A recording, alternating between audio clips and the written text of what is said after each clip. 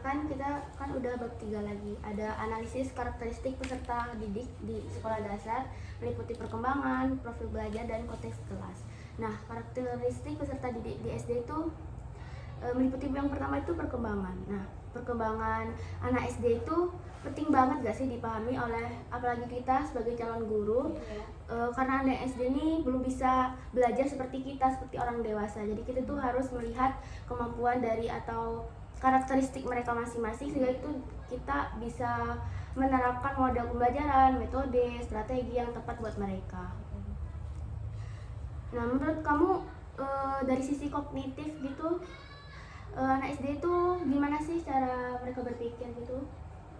Kalau dari aku kan anak SD itu umumnya itu sudah mulai berpikir logis, tapi masih dalam tahap berkembang, masih butuh kita tuntun gitu. Kayak misalnya dia tuh sudah mulai tahu mana yang benar yang salah, tetapi harus tetap dituntun supaya tidak melenceng gitu. Misalkan dia tuh kayak dia tahu kalau itu salah itu ketika dihukum, ketika ditegur oleh guru. Kadang tuh mereka juga belum terlalu paham sih, kayak yang mana yang benar yang mana yang salah juga.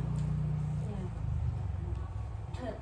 Dan juga nih kalau dalam aspek kognitifnya itu mereka itu masih membutuhkan contoh konkret atau contoh nyata sebelum masuk ke konsep yang lebih abstrak. Jadi jika materi menuntut analisis, kita sebagai calon guru itu tidak bisa langsung memberikan pertanyaan yang abstrak, tapi perlu memberikan ilustrasi dulu, gambaran dulu, atau situasi nyata sebagai jembatan berpikir mereka. Tapi kan kalau abstrak gitu, kalau anak SD apalagi kelas rendah gitu masih kurang lengkap gak sih, kayak dipikir-pikirkan gitu. Jadi kan kita sebagai guru kan harus menyiapkan kayak contoh yang mudah secara nyata gitu, tapi yang mudah, sederhana, dan konsepnya itu bisa dipahami oleh peserta kita ya, peserta didik. Misalnya kan kayak nanti pada pembelajaran tambahan gitu kan, kan nggak bisa dibayangin 2 tambah 2, coba bayangkan kamu punya ini. Semisal tuh guru tuh harus bawa alat nyata gitu, kayak bawa permen atau bawa apa gitu, lidi, apa gitu kan ya, yang dekat dengan kehidupan mereka. Atau enggak kalau pas belanja gitu, kalau kamu beli permen berapa ribu, nanti baliknya berapa, biar mudah. Nah, jadi anak-anak itu bukan sekedar hafal tapi bisa menerapkan dalam kehidupan sehari-hari mereka ya. Jadi dapat itu juga deep learning juga kan, buat kehidupan mereka. Terus transfer juga nggak sih, bisa menerapkan ilmu itu diterapkan juga di kondisi mereka. Terus ada dari sisi sosial emosional kan, anak SD itu sedang belajar membangun rasa percaya dirinya kan. Kadang tuh anak SD apalagi yang masih rendah itu malu-malu nggak sih? Padahal tahu jawabannya tapi tuh masih malu, takut salah gitu. Kadang juga kayak udah melihat temennya tuh dia minder. Berarti tergantung sama suasana kelas atau tergantung lingkungan mereka nggak sih? Jadi kita sebagai guru tuh kayak peka juga, jangan kayak takut-takutin gitu, ayo siapa yang nggak jawab nanti kayak gini gitu. Tapi kayak ngasih kesempatan gitu nggak sih dari masing-masing siswa. Misal kayak nanya pendapatnya, kok ini gimana ini, nggak usah menghakimi gitu nggak sih, nggak usah malu-malu, nggak usah kan ya. Mereka itu ke anak SD tuh, kalau aku dulu SD kan di Surabaya waktu itu, nah kelas 1, kelas 2 itu setiap dapat semisal ada pertanyaan terus saya dijawab gitu kan, siapa yang cepat dia dapat gitu kan, nanti dikasih hadiah sama gurunya kayak pensil atau penghapus. Jadinya tuh semakin semangat gitu, jadi semangat belajar, semangat mencari jawabannya cepet-cepetan gitu. Terus suka juga dipuji gitu, kayak misalkan nilai 100 gitu, wah dapat nilai 100 gitu, diapresiasi. Terus juga anak SD harusnya juga harus sudah memulai pembelajaran dengan kerja kelompok, apalagi pada yang kelas rendah, biar bisa belajar sama berbagi pendapat, berbeda pendapat. Nggak boleh kayak kalau ada yang berbeda pendapat kayak nggak boleh bertengkar. Harus menerima semua pendapat juga dari teman-teman ini. Terus ada dari sisi moralnya tuh gimana? Kalau dari sisi moral tuh kan siswa tuh kan harus kayak kita tuh harus bimbing mereka kayak memulai dengan mengenalkan nilai-nilai kayak misalnya disiplin, terus tanggung jawab sama kejujuran gitu. Jadi kayak misalnya kayak dimulai dari berangkat sekolah gitu kan nggak boleh terlambat gitu. Jadi kita kan sudah menanamkan nilai disiplin dari situ. Terus kalau misalnya tanggung jawab kan kayak kita kenalin mulai bentuk-bentuk kelompok gitu. Jadi Ya, mereka setuju, punya aku tanggung jawab setuju. masing-masing gitu kan. Misalkan ada yang bagian nyata, Iya. bagian apa gitu. Kalau dari situ kan guru kan juga berperan dalam kita nengok karakter anak tuh gimana, baru nanti kita bagiinnya tuh sesuai dengan karakter anak tuh masing-masing gitu. Terus kayak kejujuran kan dalam mengerjakan tugas kayak gitu kan. nggak boleh nyontek. Iya. Juga kan apalagi kita tuh sebagai guru harus nyontohin juga nggak Iya. sih? Kayak kalau masuk kelas tuh, kalau pas jam istirahat biasanya kan kalau jam istirahat terus mau masuk itu kan kadang guru tuh kadang ngaret gitu Iya, maksudnya. ngaret. Jadinya kita tuh harusnya masuknya pas kalau udah bel berbunyi Harus semenit sudah- atau paling lama 2 menit itu udah ada di kelas lagi. Dia anak-anak tuh meniru kan. Iya. Dia melihat terus meniru kan ya. Apalagi kelas rendah kan sering meniru. Kalau Hmm. anak-anak kan meniru perilaku orang dewasa. Iya. Terus juga kan diajari aturan-aturan mengenai yang ada di sekolah gitu. Iya. Harus menaati aturan, nggak boleh terlambat. Jadi mereka tuh terbiasa buat bangun pagi. Kalau misal melanggar aturan dikasih sanksi gitu. Misal harus Dia nggak ngulangin lagi. iya takut gitu. harus jadinya jeram. Iya. Nah, terus ada profil belajar. Nah, menurut aku itu profil belajar itu perbedaan cara belajar dari setiap murid-murid gitu. Pasti setiap anak itu pasti berbeda gitu. Iya. Antara kita aja pasti berbeda. Iya. Berbeda pendapat, berbeda cara belajar, berbeda cara memahami, menanggapi gitu. Nah, apalagi dalam satu kelas di SD kan pasti ada siswa yang cepat paham, terus ada yang lambat, terus ada kadang tuh ada yang kayak acuh tak acuh gitu, malah main sendiri di belakang, Iya, ngaret-ngaret gambar mereka. Kadang tuh ngomong sendiri sama temennya gitu. Jadi guru tuh harus kayak benar-benar memperhatikan nggak sih kelas tuh, mengkondisikan kelasnya biar semuanya memperhatikan kita gitu, biar semuanya nangkep. Terus pas kemarin tuh pas observasi pernah di SD berapa gitu kan gurunya lagi jelasin, kan aku juga di belakang kan, nah dia tuh lagi malah menggambar sama temennya. Terus aku bilang kan, coba lihat gurunya gitu, lihat jelasin, malah nggak mau dia dengerin, dia tetap menggambar gitu. Karena gurunya belum bisa Iya, ngasihin gurunya juga nggak informasi. negur. Iya. Jadinya nggak Biarin efektif aja, iya. belajarnya. Jadinya kan yang di belakang-belakang tuh nggak paham gitu, yang paham itu cuma yang di depan-depan yang perhatiin doang. Jadi profil belajar ini maksudnya itu bukan memberi label pada anak yang pintar atau kurang pintar, tapi itu guru menentukan cara belajar yang cocok. Misal kalau anaknya suka menggambar gitu, nah kita padukan gitu. Kalau matematika kita gambar apa gitu, nanti semisal ampulnya ada 2 gitu, terus gambar ada berapa jadinya gitu, biar mereka semangat gitu enggak. Terus apalagi kalau dari kalian? Ini dari Agnes. Nih. Kan kalau misalnya dari profil belajar ini kan ada beberapa hal gitu yang harus kita siapin, kayak misalnya yang kayak kesiapan belajar gitu tuh, kayak mengidentifikasi kayak kemampuan awal siswa tuh gimana. Kan ada yang kadang tuh dia udah emang menguasain materi itu, kadang dari sebelum sekolah tuh dia udah tahu gitu kan, ada yang belum kayak gitu kan. Jadi kita tuh harus tahu ini yang udah tahu apa yang belum. Nanti yang udah tahu nih kita kasih penguatan lagi, nah yang belum tahu nih kita kasih lagi kayak materi-materinya gitu. Terus kayak ada, kita tuh harus tahu kayak minat belajar yang kayak disampaikan sama Aisyah tadi tuh kan. Terus juga dukungan belajar kan kayak salah satunya tuh dari lingkungan gitu. Nah, Iya, lingkungan tuh berpengaruh. berpengaruh kayak kadang misalnya kayak dari orang tua, kalau misalnya orang tua tuh nggak terlalu dukung anaknya Iya. untuk sekolah gitu, kayak jadinya tuh kayak dari awal lah kayak datang sekolah jadi ngaret, terus juga kayak mungkin ngerjain PR-nya tuh mereka jadi jarang ngerjain PR gitu. Nah, jadi kan harus perlu dukungan kayak dari guru, dari orang tua juga kan.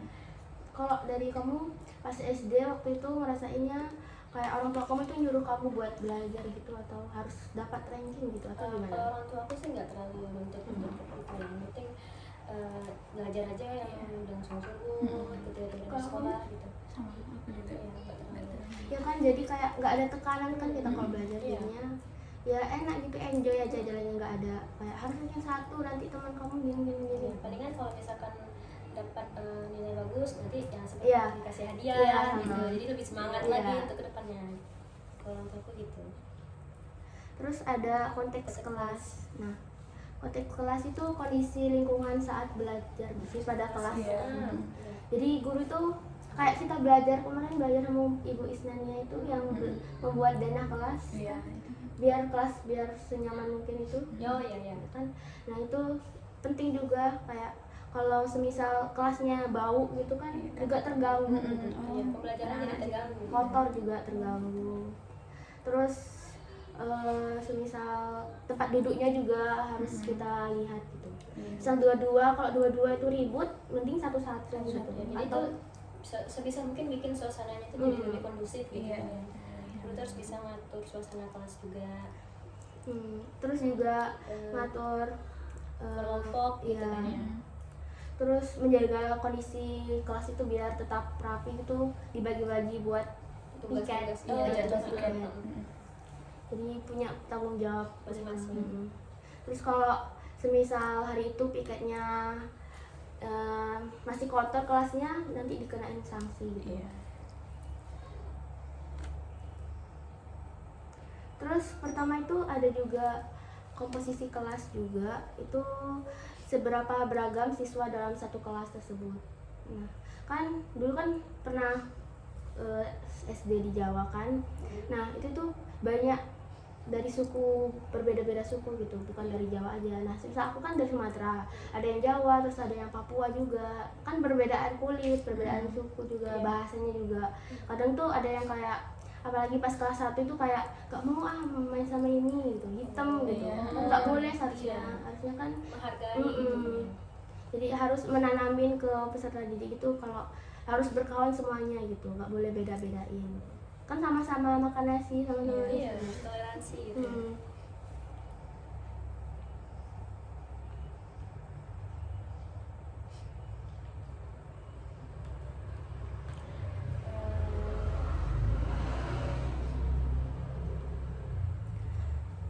Nah, jadi itu analisis karakteristik pada peserta didik sekolah dasar itu harus melihat yang ketiga tadi kan, yang tentang perkembangannya, terus profil belajarnya, terus konteks kelasnya itu tuh aman atau tidak konteks kelasnya, terus mendukung rasa percaya diri mereka atau tidak, terus profil belajar itu membantu guru memahami kesiapan mereka, terus minat, terus dukungan dan hambatan mereka. Kalau ketiga-tiganya itu dipahami oleh guru itu pastinya nanti akan lancar gitu, jadi lebih efektif, terus menyenangkan juga untuk anak-anak.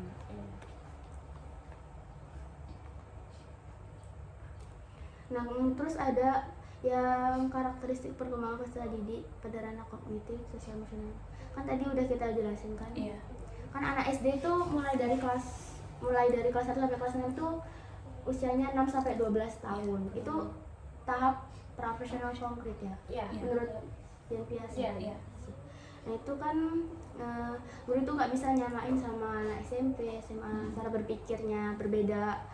Dari sisi kognitifnya juga, atau cara berpikir mereka itu masih butuh hal-hal yang nyata seperti tadi, harus kita kasih contoh nyata biar mereka itu dapat konsepnya gitu, bukan cuma angan-angan aja gitu.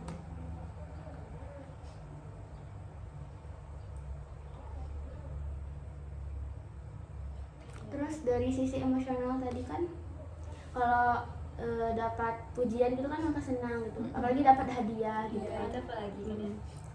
Terus dari sisi apa satunya lagi tadi, moral.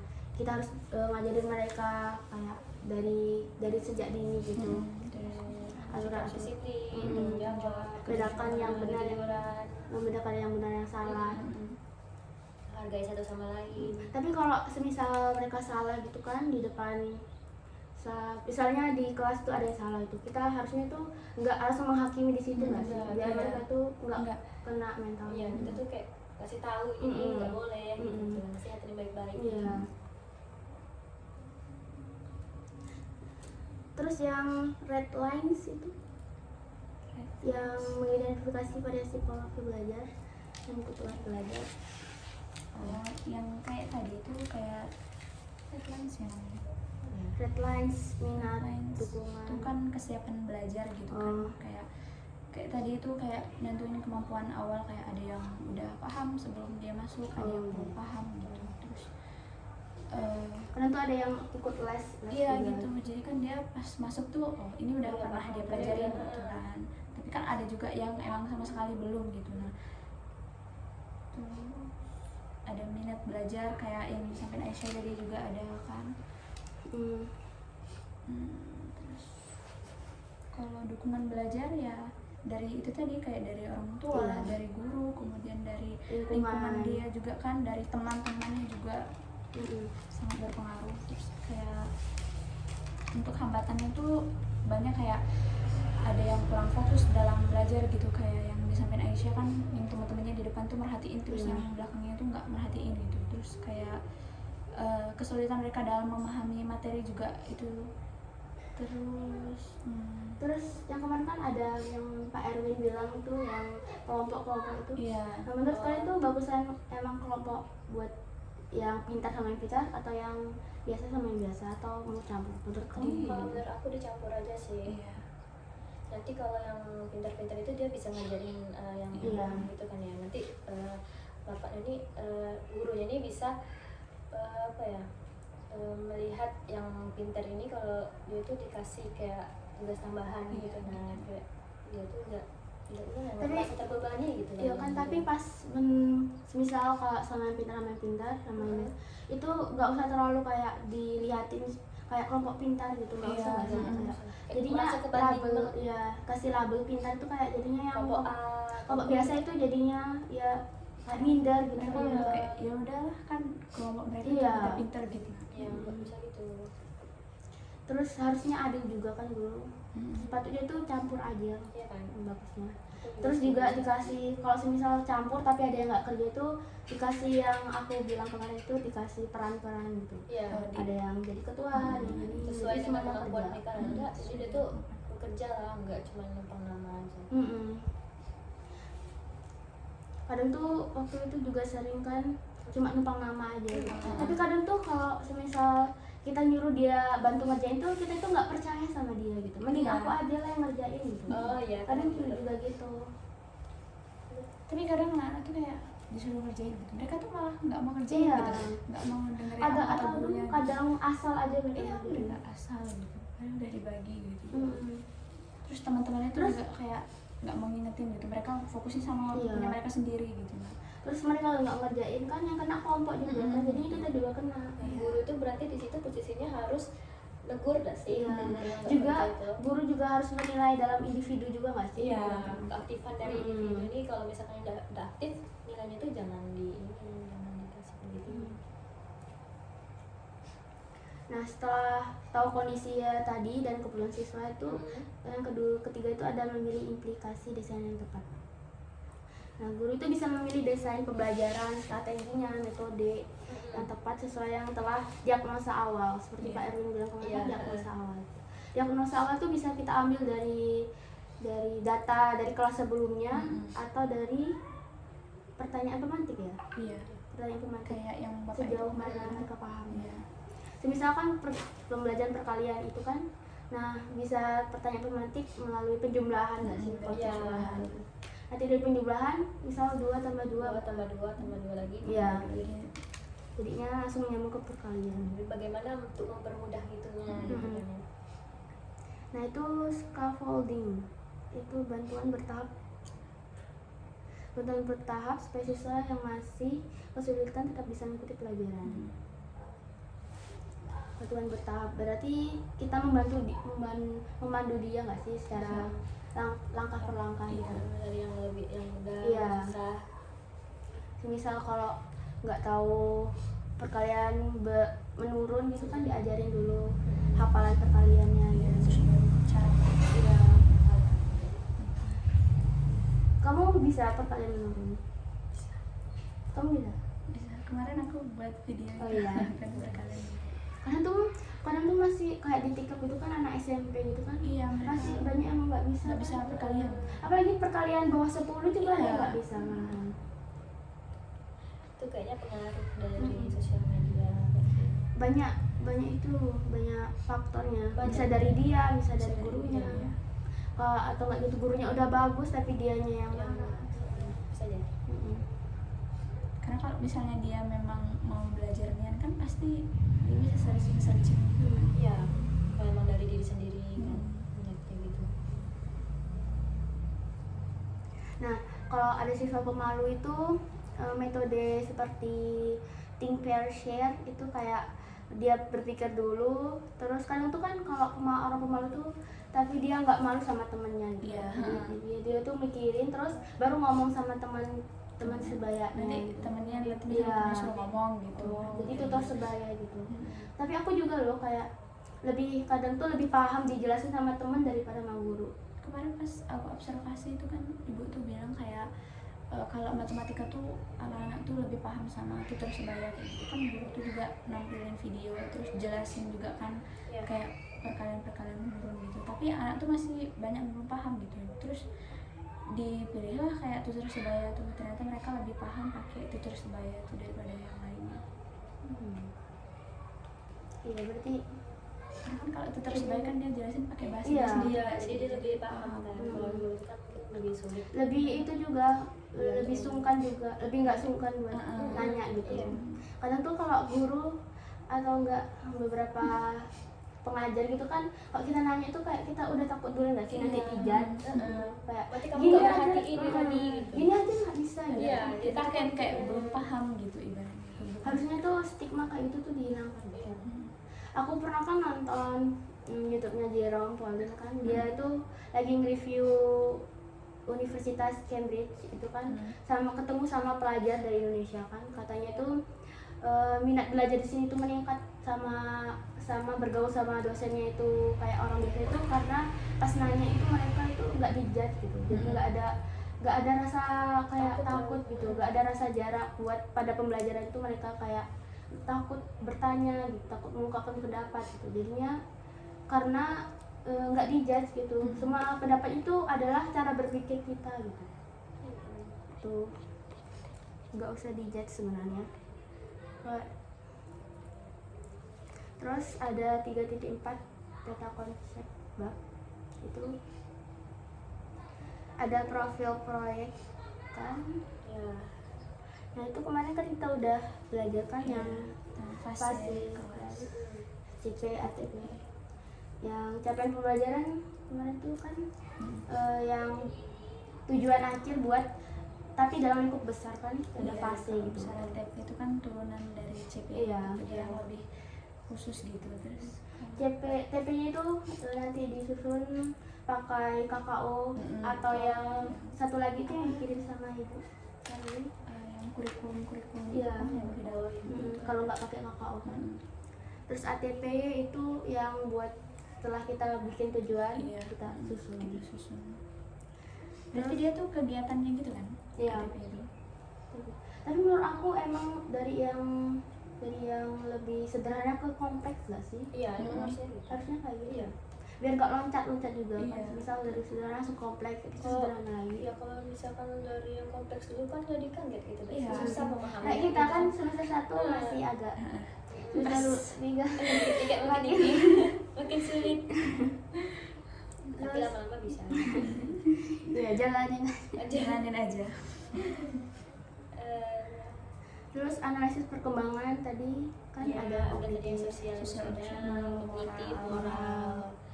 Terus kelas 5 tuh sudah mulai bisa berpikir sebab akibatnya. Iya. Kalau kita sebab ini, akibatnya gini gitu. Tapi dia tuh masih butuh contoh-contoh nyata. Iya.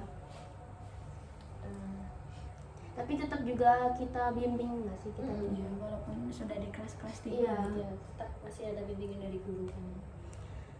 Terus ada profil belajar Referensi individu. Kayak tadi tuh ada yang beda-beda pasti. Iya, ada yang cepat paham, ada yang lambat paham, ada yang percaya diri bicara, ada yang lebih nyaman nulis. Gitu. Terus ada yang berani berbicara, ada yang malu-malu. Iya. Nah, aku tipe orang yang kalau bicara itu kadang kayak nggak tersusun gitu. Mm-mm. Daripada Aku pas juga. nulis itu kayak mudah gitu ngerangkai-ngerangkainya. Kalau pas ngomong tuh belibet. Belibet. Aku sama. Aku juga gitu.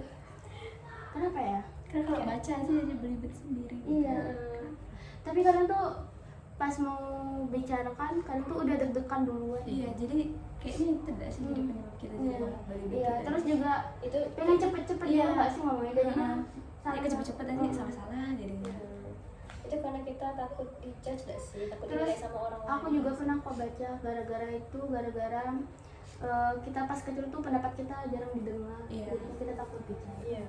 Aku pernah baca. Gak percaya diri. Jadi kita kalau sebagai guru harusnya kalau ada yang ngomong tuh kayak gak usah dijudge gitu. Iya. Biar berani bicara. Biar kita tampung semua apa Iya. yang mereka ngomongin. Nanti di akhir baru kesimpulannya yang ini. Iya. Biar semuanya dapat giliran bicara. Terus ada konteks kelas konteks tadi kelas. yang seperti Aisyah bilang tadi kan ya, apa yang kita belajar sama ibu siapa? Bu Ibu Isnaya. Isnaya. Kita bikin denah-denah kelas. Betul. Tapi kita juga kan sebagai guru menurut aku kan jangan terlalu dekat gitu sama siswa. Iya. Harus ada jarak sedikit gitu loh, kayak biar siswanya tuh kayak nggak terlalu Terlalu- semena-mena sama kita Oh, gitu. Iya. Dia lebih berwibawa gitu. Agak tegas Masih dikit. canggung-canggung gitu loh Mm-mm. kalau dia tuh mau. Dan kayak kakak aku kan karena terlalu dekat gitu. Mm. Kalau yang untuk kelas rendah, tapi kalau yang untuk kelas tinggi tuh walaupun mereka udah terlalu dekat tapi tetap kayak ada jarak gitu nah mereka. Iya. Tapi kalau untuk anak SD gimana kan Pokoknya kayak kalau malah mereka kayak yang ngejudge gurunya gitu nah kayak ibu kok gini ibu Iya, gini, kayak ada gitu tampilan jadinya. yang beda Nggak ada ibu sopan. kok gini gitu. Iya, jadi tapi aku selama SD nggak gurunya emang ada jarak sama SD. Iya, bukan apa ya gimana ya, guru tuh bukan kayak berusaha mendekatkan diri sama kita gitu. Iya. Jadi kan kita kayak udah tercipta jarak sendiri gitu. Mhm. Kalau yang sekarang kan kayak guru tuh gimana caranya kita tuh harus akrab sama anak ya jadi kita cuman tuh kayak tetap anak-anak tuh tetap menghormati kita Iya. gitu. Nggak kayak temen tapi Hmm. orang tua sama anak Anak. gitu. Harus ada sopan Anak anak. sih Iya. anak. Apalagi gen apa, nanti kita Iya. belajari. Terus Iya. abis gen apa? Beta. Beta Iya. apa sih? Oh my god. Beta. Semoga Itu asbunnya. Keasbunannya. Terus ada pembelajar prioritas. Menurut Berarti kamu? kita milih, ternyata kita milih kebutuhan mana yang paling penting untuk segera ditangani sama guru. Misalnya ternyata yang paling mendesak itu adalah rendahnya partisipasi atau lemahnya pemahaman konsep dasar dari peserta didik gitu. Jadi kita kalau harus tangani dulu ini. kalau konsep dasarnya nggak paham kan, terus dilanjutin, harusnya menurut aku konsep dasarnya dulu yang harus Ya, emang ditangani. dipahami dulu. Biar selanjutnya nggak kacau kan. Kalau udah konsep dasarnya udah keliru nanti lanjut malah makin keliru nanti kacau gitu. Ya. Jadinya nggak paham mereka, salah konsep nantinya. Terus ada pemantik kasus. Nah, di sini kan kasusnya itu kelas 5 guru itu merancang PJBL atau Project Based Learning, itu kampanye hemat air. Nah, aktivitas itu sudah menarik, pasti kan PJBL tuh menarik karena kita langsung gitu Iya. Tetapi terjadi masalah. Yang pertama itu ada beberapa siswa pasif dan tidak mau bicara dalam kelompok. Terus yang kedua ada produk kelompok cenderung asal jadi dan meniru. Terus yang ketiga ada konflik kecil sering muncul sehingga waktu habis untuk menertibkan bukan memperdalam ide. Oh, ada konflik. Terus menurut kalian gimana? Kalau menurut aku sih masalah utamanya itu di kasus proyek kampanye hemat air ini bukan karena proyeknya enggak sih, karena proyek itu udah bagus menurut aku. Nah, masalahnya di awal itu pada gurunya itu kurang benar-benar membaca kondisi siswa pada kelas tersebut sebelum memulai kampanye proyek tersebut. Nah, anak kelas 5 itu kemampuannya itu pasti berbeda-beda kayak yang kita bilang tadi kan, ada yang tidak paham, ada yang malu, ada yang berani, ada yang pintar, ada yang telik, kan nggak boleh kan kata Prof, nggak boleh pintar dan nggak pintar, tapi terampil sama kurang terampil. Iya. Nah, terus ada yang cepat paham, ada yang masih butuh contoh konkret. Nah, tapi tugasnya itu langsung disuruh bikin kampanye. Itu levelnya itu sudah tinggi. Kita aja belum pernah nggak sih bikin kampanye? Belum. Apalagi kampanye kan pasti bukan pada masyarakat sekolah juga nggak sih? Masyarakat sekitar sekolah juga kan? Nah, kalau fondasinya itu belum kuat, ya hasilnya pasti biasa aja.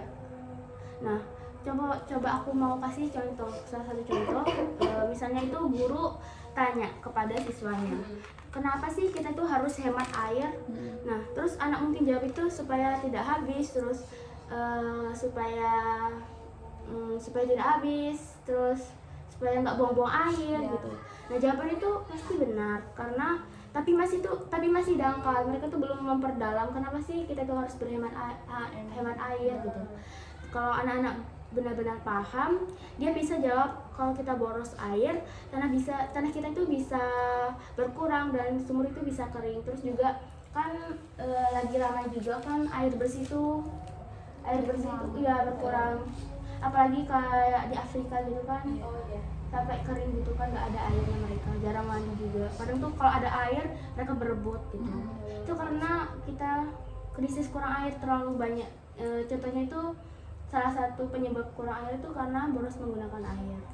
Nah, pertanyaannya itu sebelum proyek dimulai, apakah guru itu sudah bisa memastikan semua anak itu paham sampai tahap itu, paham mengenai makna kenapa kita harus kampanye air hemat air.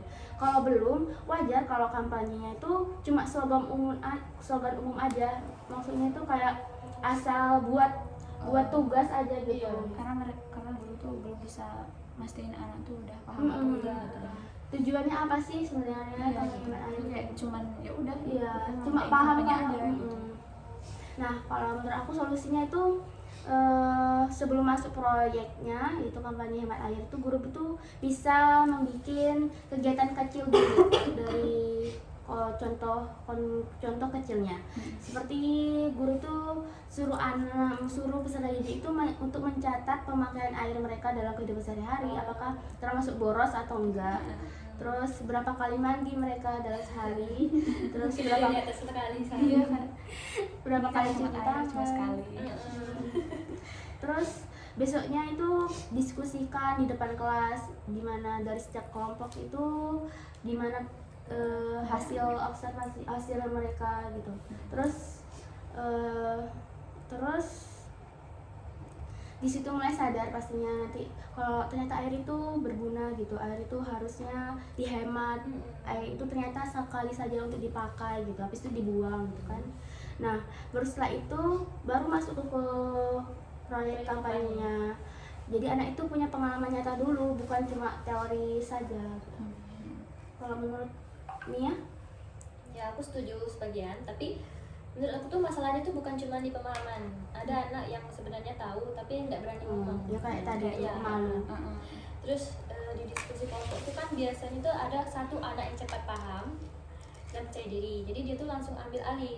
Anak yang lain jadi merasa ya sudahlah, dia aja yang kerjaan gitu. Kayak numpang Itu akhirnya tuh dia kayak kelihatan malas gitu. Nah, padahal sebenarnya tidak dikasih ruang gitu.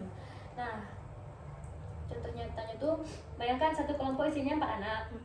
Tunggu bentar, kan yang kamu bilang tadi kan ada yang nggak mau bekerja kan karena nggak dikasih ruang, padahal nyatanya nggak dikasih ruang. Emang loh kadang tuh pas misal kita sekolah sama yang pintar gitu kan, kalau yang pintar itu kayak yang ngerjain semuanya aja gitu. gitu. Pokoknya ini aku lah yang ngerjain semua karena aku tahu gitu.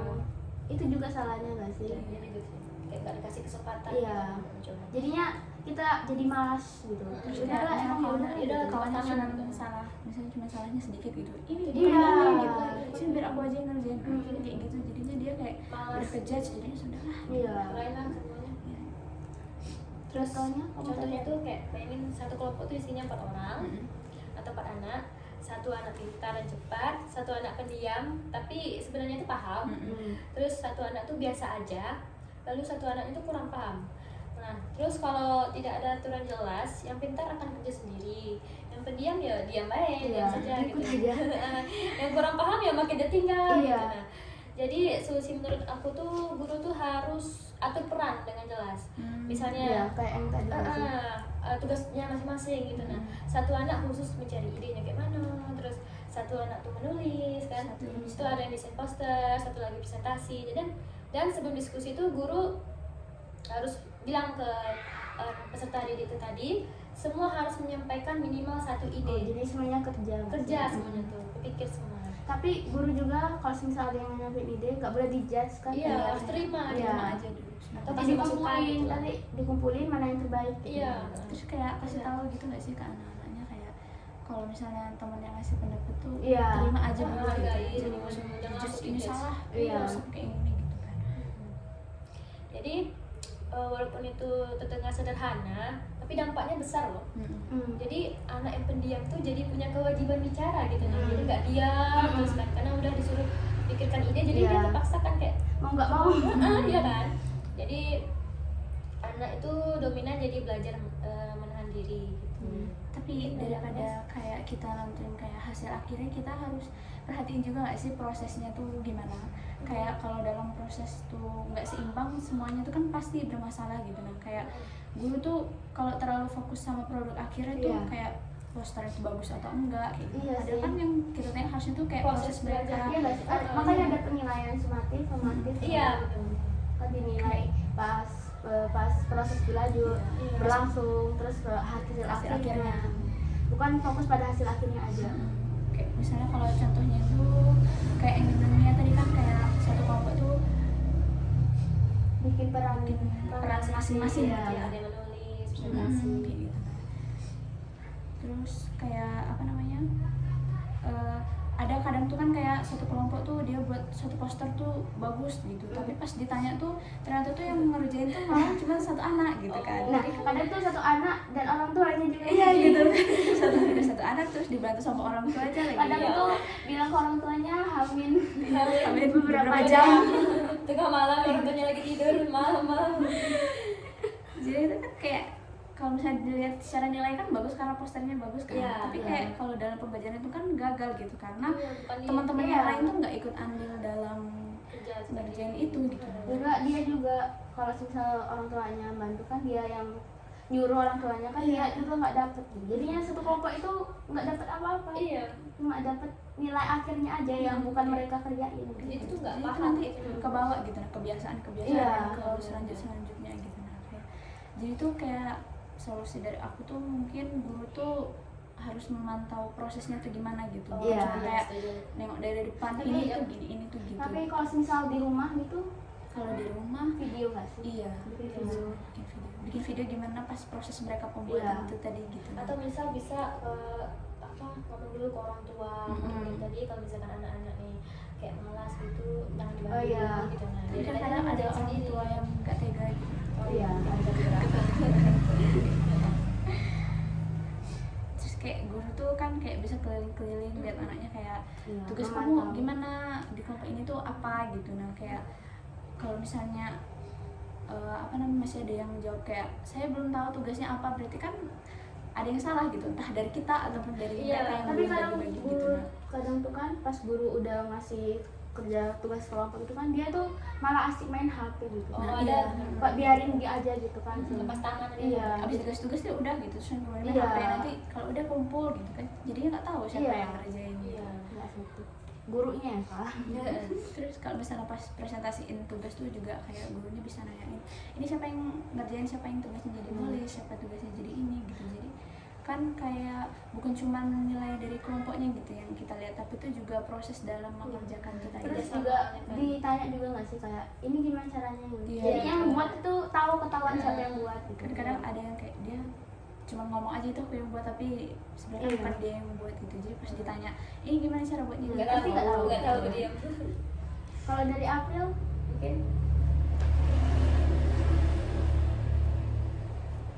Aku ingin membahas soal keadilan. Kalau nilai proyek sama untuk semua anggota kelompok, itu bisa tidak adil. Anak yang kerja keras bisa merasa capek sendiri. Lama-lama dia bisa berpikir, ngapain saya serius, nilainya sama.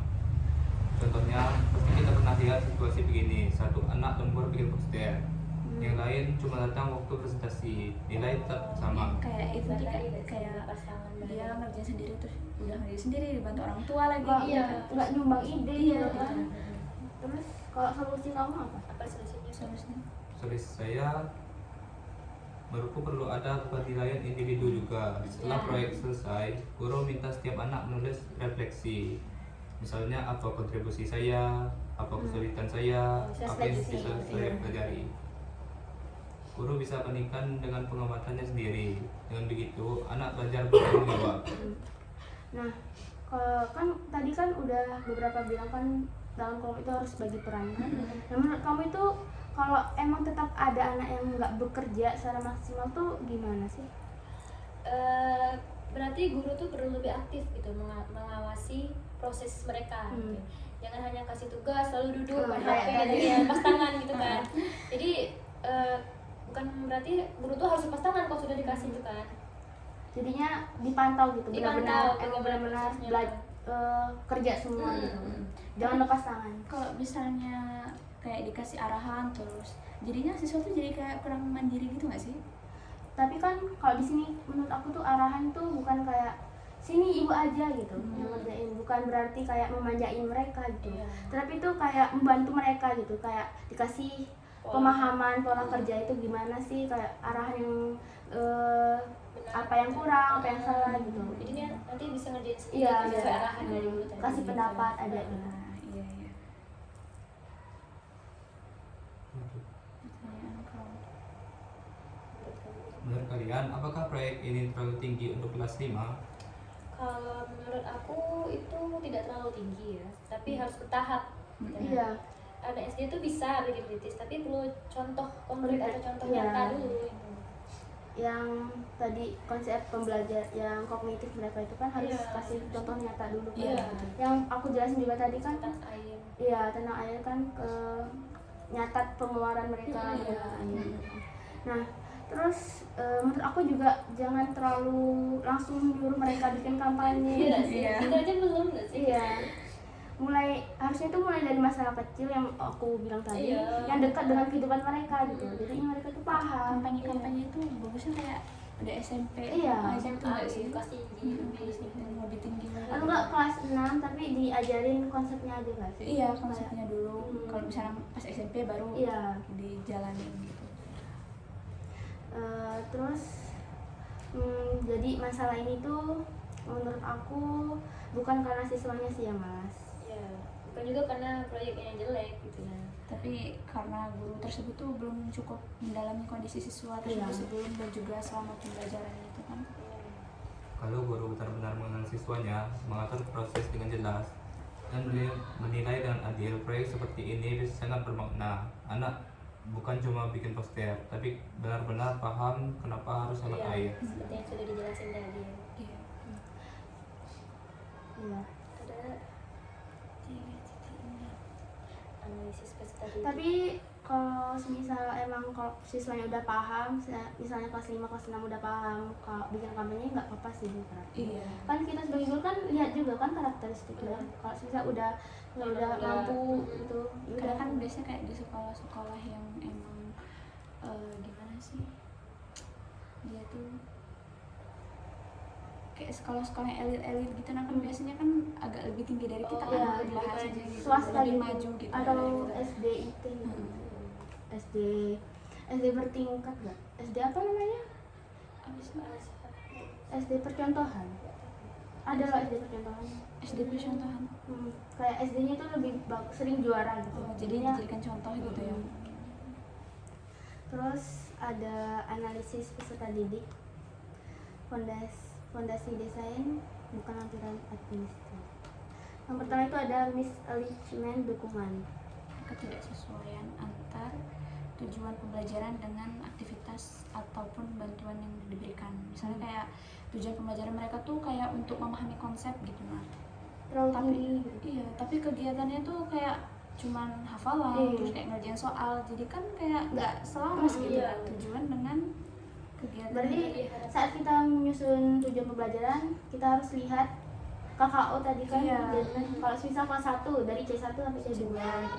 Terus kita sesuaikan lagi dengan aktivitasnya. Misalnya siswa mengetahui gitu. Terus pembelajarannya juga harus mengetahui gimana cara belajarnya gini-gini gitu, mengetahuinya, belajar konsepnya gitu, bukan malah membuat mengkonstruksi gitu. Itu terlalu tinggi, malah terlalu tinggi gitu.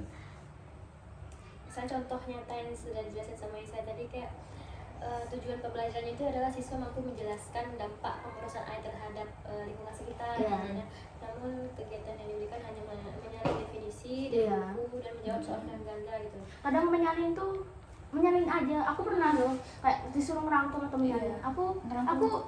kayak antara sadar nggak sadar nulisnya, jadinya nggak masuk ke otak gitu. Kayak pas zaman buku paket dulu itu kan sering ngerangkum terus di buku gitu, terus dikumpul. Banyak gitu kan ya. Apa jadi sebenarnya kita kayak ya udah sekedar nyatet aja gitu. Apalagi pembelajaran PJOK pas di kelas kan Iya, disuruh tuh. nyatat. Nyata Itu kebanyakan aja. aja kan pada praktik deh sih. Kalau di sekolah. Terus ada guest interpretasi.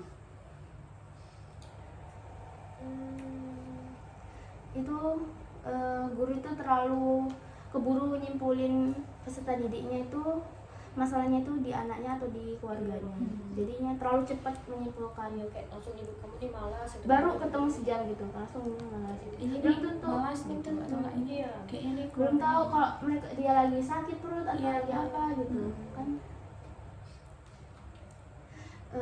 Mungkin juga bisa kalau misal emang siswanya itu malas gitu kan, mungkin ada faktor lain dari kelasnya atau dari cara guru ngajarnya gitu. Mungkin bisa jadi karena nggak percaya diri, takut salah sih, atau nggak diberi kesempatan bicara. Iya, kadang tuh kayak gitu juga tuh guru banyak jelasin gitu, terus kayak ya itulah anak-anak yang bisa aja gitu, yang ditanya-tanyain yang lainnya tuh nggak ada ditanya-tanyain. Kadang tuh disuruh jawab pertanyaan, terus ada yang nggak ngerjain itu, padahal bukan dia nggak bisa, tapi dia tuh nggak tahu instruksinya terlalu tinggi Gitu jadi kayak dia nggak tahu kerjain bahasanya. ini ya, ini kerjain gitu, terus langsung dikasih pertanyaan gitu, jadi kan anak ini bingung kayak ini nomor satu nih maksudnya ini gimana, kita Bisa disuruh mencerna apa gitu. kan Iya, ya, apa Iya, maksudnya. jadi guru tuh langsung nyimpulin kalau dia itu nggak bisa gitu. Padahal mungkin dari kesalahan-kesalahan lain belum lihat. tapi guru udah langsung ngejudge anak itu tuh nggak bisa gitu.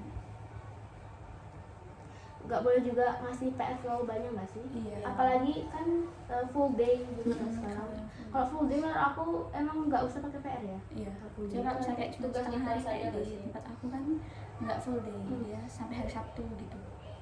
Terus kayak cuma sampai jam 12 gitu. Tapi menurut kalian efektif nggak anak SD kasih PR?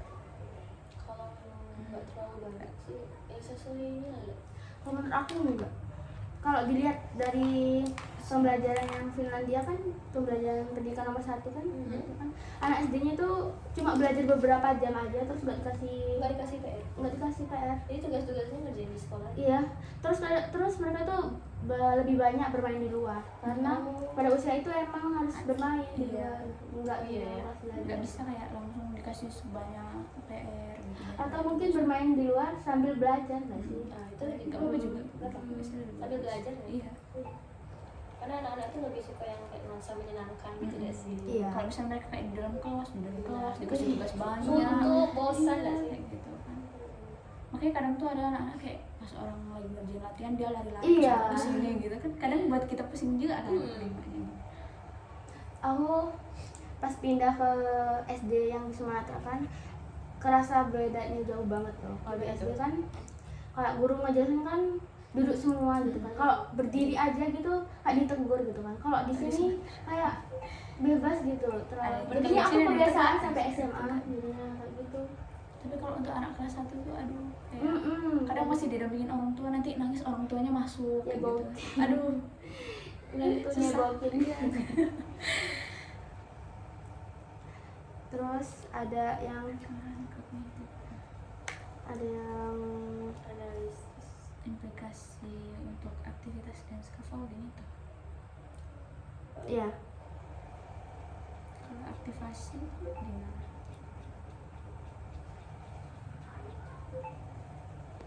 abis itu ada kerangka praktis. Ada pertanyaan apa yang umumnya mungkin pada usia SD. Nah, kalau menurut aku tuh jawaban itu adalah bahwa pada usia sekolah dasar tuh anak-anak tuh umumnya sudah memiliki kemampuan berpikir yang berkembang gitu, cukup baik. Tetapi masih berada pada tahap yang membutuhkan hal-hal yang nyata atau konkret tadi. Terus juga dibimbing juga. Dibimbing juga sama sepertinya. Terus mereka mungkin sudah bisa memahami hubungan sebab akibat yang sederhana. Misalnya jika air dibiarkan mengalir terus, maka akan terbuang secara percuma. Terus juga mereka juga bisa mampu membandingkan, mengelompokkan serta mengikuti langkah-langkah yang rumit. Tapi mereka tuh belum sepenuhnya kuat dalam memahami konsep yang terlalu abstrak tanpa bantuan contoh Contoh nyata. Terus Jadi cerita. emang benar-benar penting ya harus contoh nyata Iya, buat anak itu harus SD. ada ilustrasinya gitu biar orang tuh lebih Paham. paham secara mendalam gitu. Ada dari sisi sosial emosional. Terus ada implikasi perkembangan kognitif itu Kognitif. yang perkembangan kognitif ya apa kalau menurut kalian? Implikasi untuk aktivitas dan scaffolding. Kalau scaffolding tadi kan dibimbing secara bertahap nggak sih? Iya. Kalau untuk implikasi di sini kan kalau yang pertama tuh ada aktivasi pengetahuan awal.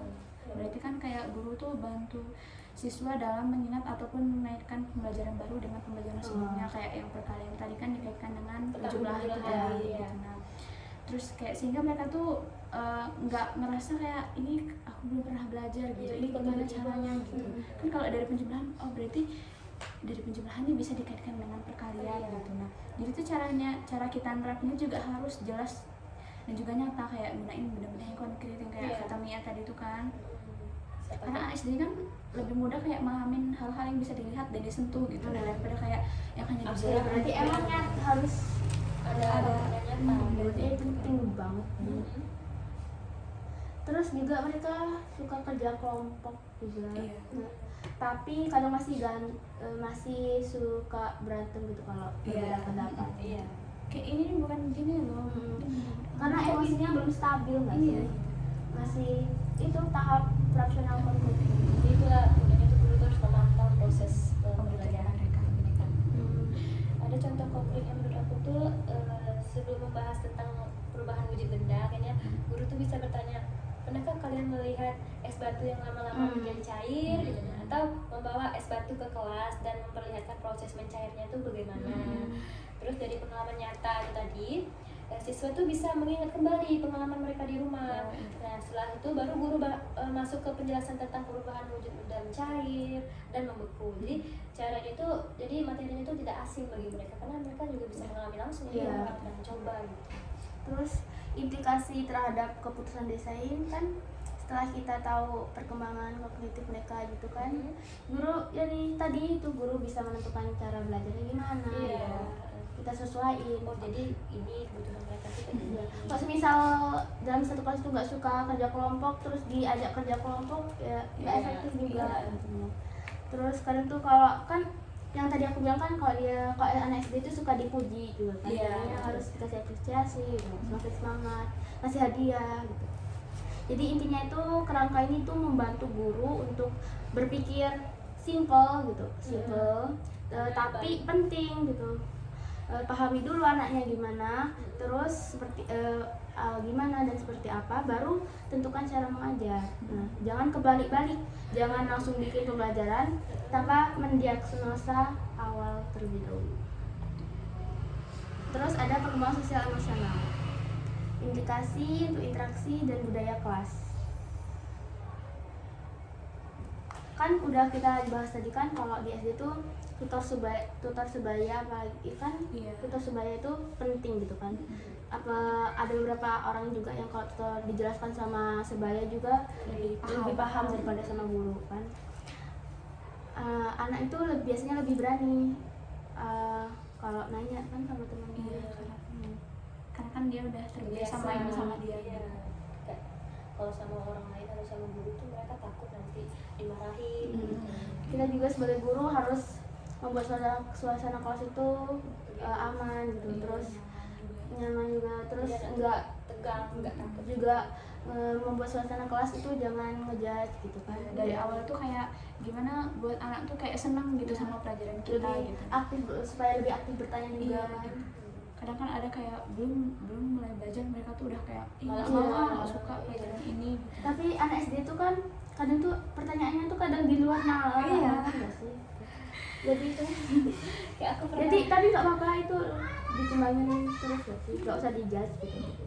kayak pengalaman aku SD juga kayak gitu. Misal di kelas tuh gurunya tuh tergolong galak gitu, dan marah gitu. Nah, jadi kayak misal aku nggak paham materi di depan tuh tentang pembagian waktu itu kan, jadi kalau mau nanya tuh aku udah kayak takut duluan karena udah tahu watak dari guru tuh udah kayak ibunya ini pemarah galak gitu. Nanti kalau aku bertanya nanti aku disembur dimarahin gitu. Nah jadi ya udahlah, jadi lama-lama aku diam aja sampai di titik masuk ke ujian. Jadi aku Nggak tahu. nggak tahu apa ini gimana cara menyelesaikannya.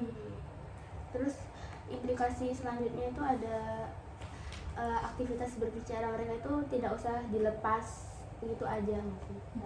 Kalau misal lagi berdebat gitu kan mengenai pendapat mereka itu, kita kayak semisal gak usah dilepas gitu Kak, adu-adu bicara gitu. Iya. Tapi kita kayak stop dulu gitu. Nah ini Kasih gimana waktu. ya? Kadang tuh mereka tuh juga nggak bisa, kalau misal mau ingin menyampaikan pendapat kan, ya kadang tuh menurut saya, menurut aku kadang kan harus dibimbing supaya menggunakan bahasa yang bagus juga. Juga setelah kegiatan itu selesai juga guru harus memberikan umpan balik, feedback gitu kan. Iya. Tapi yang dikatain Pak Elvin kemarin kan feedback itu perbaikan nggak sih? Perbaikan Dari misunderstand konsep gak sih? Kalau misal hari ini kita belajar mengenai perkalian tapi ada yang belum, itu feedbacknya harus dilakukan segera mungkin gitu. Kan ada Pak Erwin bilang kan bisa dilakukan segera mungkin atau di pelajaran pertemuan selanjutnya gitu kan. Jadi menurut aku emang harus langsung feedbacknya waktu iya. Kadang kan kayak guru tuh kalau di akhir pembelajaran tuh kayak cuman ya begini ibu cukupkan sampai sini. Jadi kesimpulannya tuh gini gitu. Jadi kayak ya gimana anak-anak yang belum paham tuh jadinya nggak tahu gitu. Kayak cuma sebatas ya udah belajar situ pulang udah lupa. iya. Tapi ada juga yang bilang feedback itu pujian juga. Iya kalimat pujian gitu. Menurut kalian yang kemarin tuh bagus dikasih nilai gitu atau dikasih predikat gitu? Dikasih predikat aja Atau nggak sih? kata-kata gitu? Ya kayak kata-kata. excellent. Kalau nilai itu kayak Iya loh, kerasa banget bedanya. Iya, Aku kalau Nilai itu nanti kayak cuma ini patok penilaian kok bisa aja. dapat nilai ini. terus pas aku dapat excellent kan kayak biasa aja gitu, kayak nggak terlalu menganggap penting nilai gitu, nggak terlalu berpatokan gitu kan. Terus ada perkembangan moral, implikasi untuk aturan, tanggung jawab dan PJPL. Nah dari aturan tadi kan berarti kita harus menaati aturan yang di sekolah tadi Iya, kan. kayak Aturan di sekolah, terus aturan di kelas, di keluarga, masyarakat, terus tanggung jawab mereka pada saat kerja kelompok, nggak boleh kesadaran diri sendiri nggak sih harusnya juga, Iya. nggak boleh biarin kalau itu orang tua Sendiri. ya.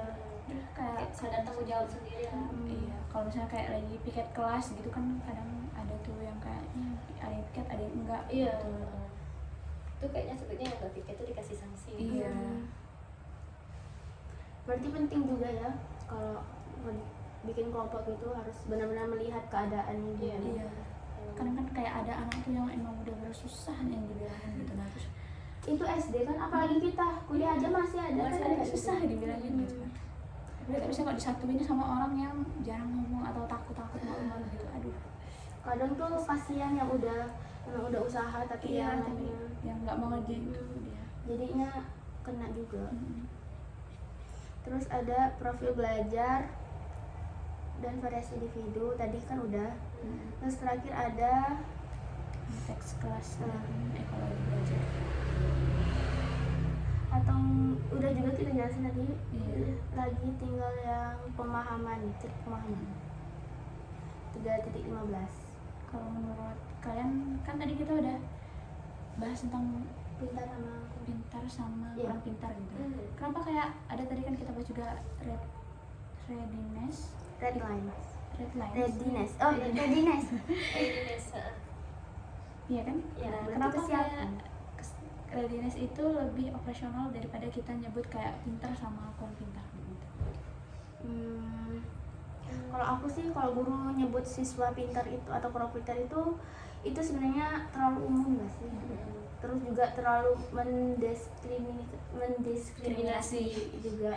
Terus terlalu cenderung memberi label juga gitu pada orang asal aja. Padahal kan ada tuh siswa itu pintarnya di sini, pintar beda-beda kan Beda-beda, kemampuan iya. mereka. Tapi kayak Ada di pas bidang mereka ini. mulai nggak pintar di situ tuh kayak dulu Iya. aja sih. Misal kalau aku kan lemah, aku nggak suka bahasa, tapi pintar di matematika gitu.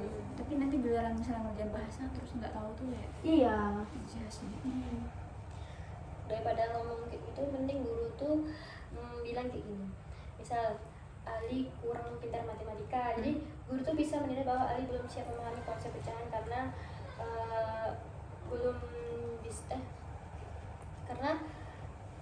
belum menguasai penjumlahan dan pengurangan. Jadi dengan informasi itu guru bisa menyesuaikan strategi belajarnya itu bagaimana, misalnya memberi latihan tambahan atau bimbingan sebelum masuk ke materi baru. Jadi keputusan untuk belajar itu menjadi lebih terukur dan nyata gitu. Makanya kan kalau di orang barat gitu kan dia ngambil kelasnya tuh kelas, pernah nggak lihat kayak serial gitu kan, dia kalau belajar tuh di sekolah dia tuh ngambil kelas sendiri Iya, atau iya. kelasnya tuh beda-beda sesuai sama minat mereka Iya. gitu nggak sih? Apa yang minat mereka itulah yang Iya. dipelajari gitu. tapi banyak faktor kita jadi nggak kayak itu, faktor lingkungan, faktor Iya. pendidikan, apalagi keuangan, ekonomi, Mm-mm. kita masih jauh dari mereka, jadinya nggak bisa disamain juga sih. Iya sih. Terus ada risiko, langsung aja ke risiko jika PJBL dijalankan tanpa struktur sosial emosional yang jelas. Ya. Jadi siswa yang pasif itu bisa merasa terabaikan. Terus siswa yang aktif tuh menjadi kelelahan menangani semuanya itu tugasnya itu sendiri-sendirian gitu. Jadi motivasi belajarnya menurun. Kadang tuh siswa itu juga bingung mulai dari mana ngerjainnya, jadi harus dibimbing. Benar. Terus data yang paling cepat dan saya untuk mengetahui apa saya belajar. Misalnya mungkin Kalau itu tuh data yang paling cepat dan Itu nggak sih diagnosa yang diagnosa awal gitu. Iya, ngambil Iya, kayak data dari kelas sebelumnya gitu. Ataupun dari pas awal pertemuan Pertanyaan tuh kayak tematik. apa siswa yang sudah bisa dan apa yang Iya. belum gitu. Ya sih. atau bisa beri kuis singkat gitu nggak sih tentang penjumlahan atau pengurangan Kayak matematika yang tadi. Pak Eko itu kan kayak apa kalau di awal tuh namanya Pak Eko. apa? Kalau di awal pembelajaran kita ngadain ice breaking Oh, gitu kan, oh. bukan cuma kayak nyanyi apa-apa gitu kan, tapi kan kayak Tadi bisa berhubungan dengan pembelajaran pembelajaran itu tadi gitu. Tapi banyak yang mengira SBK itu kayak senang-senang Iya, aja. senang-senang. Kalau itu juga banyak manfaatnya. Karena kan kayak sekarang kan lagi marak gitu, nah banyak guru-guru tuh ngadain ice breaking itu kayak cuma sekedar nyanyi aja gitu. Makanya orang-orang jadi pahamnya ice breaking tuh kayak Iya, gitu, nyanyi gitu, biasa. nyanyi sebelum belajar. Padahal gitu. lebih krusial lagi kan Iya. itunya manfaatnya daripada ini. Terus yang terakhir, apa beda dukungan belajar dengan pelabelan?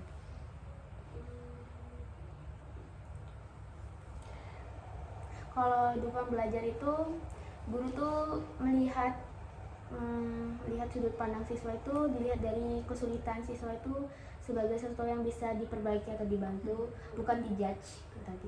Kalau dilabelin ini kurang pintar atau pintar mah, tapi lebih ke dibimbing gitu, lebih ke diarahin ke yang emang bakatnya mereka gitu. Kalau menurut aku tuh dukungan belajar tuh fokus pada membantu siswa berkembang sesuai kebutuhan Iya. mereka tadi. Contohnya tuh guru memberi panduan visual bagi siswa yang kesulitan membaca teks panjang atau sesi bimbingan tambahan agar siswa itu memahami materi yang belum mereka kuasai.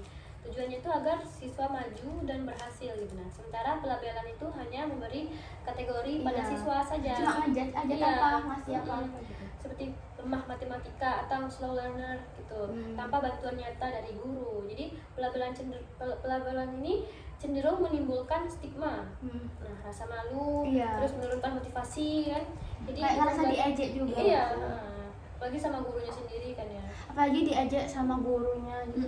Kebawa dalam sehari-hari mereka gitu. Iya, benar. Jadi itu kayak temennya tuh ngikut gurunya juga ngejain dia. Iya. Kadang-kadang kayak gitu. Itu jadi awal mula jadi pembulian Kemudian biasanya gitu kan. Nah, dalam sehari-hari itu berarti dukungan belajar itu mendorong siswanya untuk berkembang, sementara pelabelan itu hanya menghambat perkembangan mereka. Iya. menurunkan motivasi mereka juga. Karena itu guru itu harus refleks, guru yang refleks itu akan lebih milih mencari cara membantu daripada ngasih laporan. Motivasi. Mm-mm.